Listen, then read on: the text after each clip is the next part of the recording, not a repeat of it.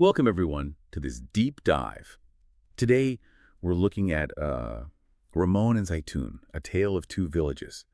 It's this really powerful narrative from a source we've been studying, and it gives us this incredible view into how division can happen, even between people who are really close. So our mission today is to unpack that. How does that shared world kind of fracture? And maybe more importantly, what little things, what small acts can start bridging those gaps again? Yeah, so this story, Ramon and Zaytun, it starts out almost perfectly, doesn't it? Paints this picture of two villages, Ramon and Zaytun, sort of nestled together in this quiet valley, like the source says, twin siblings under the sun, sharing everything, water from the same spring, trading in the same market. Singing the same song. Exactly. And kids chasing butterflies through fields that apparently didn't yet know borders. Sounds almost too good to be true. It does. It really does. But, the story quickly shows how even that kind of deep connection can start to fray.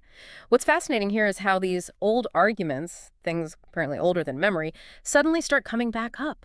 And they have this sort of heavy feeling, the source says. It's a really potent reminder, isn't it, that sometimes conflicts aren't new, they're just waiting. Right, just under the surface. So these old arguments bubble up. How fast did things escalate from there? And what did that do to the actual place, the land between them? Well, it seems like it happened quite quickly. That fertile land, the bit they shared, that became the line of conflict. Yeah. The songs faded, trust eroded, and then you start seeing the physical signs, first fences, then walls, then soldiers. It's a stark progression, really, from shared space to, well, armed separation. And that led to Ramon, the village described as stronger and growing fast, starting to take more land, saying it was for safety.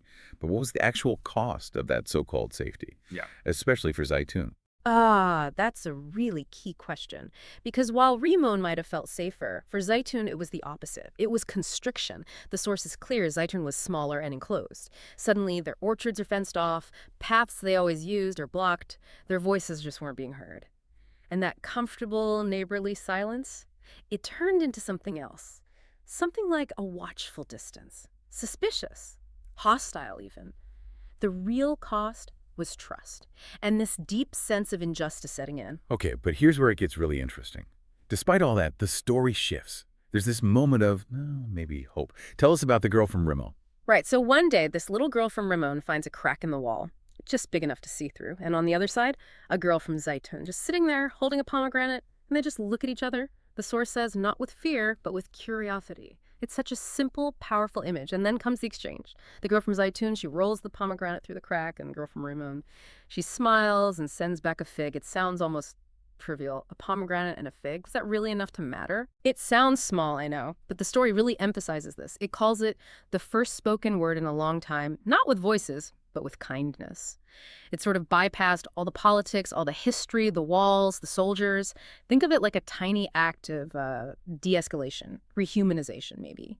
You go from seeing the enemy to seeing just another person, someone capable of a small, kind gesture, like you. It's subtle, but yeah, it's crucial.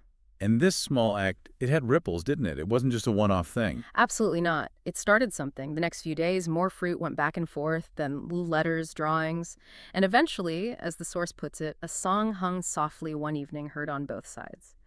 Now, connecting this to the bigger picture, the wall, the physical wall, it was still there. But hearts began to shift. Of course, not everyone was happy about it. Some adults probably disapproved, but others started remembering when the names weren't threats, when those borders were invisible, when everyone shared the spring.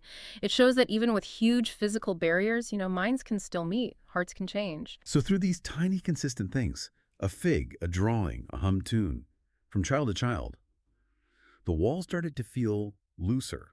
Like the story says, not brick by brick, but thought by thought. It really speaks to how healing and change can be gradual, almost invisible at first. So thinking about all this, what does it really mean for us listening now? This story of Ramon and Zaytun, it feels like more than just a tale. It's a reminder, isn't it, that the first step towards bridging divides, no matter how deep they seem, often starts small. Maybe it's just a quiet moment of connection, recognizing the human on the other side, something that cuts through the noise. Exactly. And this brings up, I think, an important question for you, for everyone listening. The story ends with the children planting seeds of peace, hope, and remembrance in that little garden space between the villages. They're dreaming these seeds will bloom into something bigger than the wall. So the question is, What seeds could you plant in your own communities, your own interactions, even when you face what feel like walls? What small act of connection could you start today? It's definitely something powerful to think about.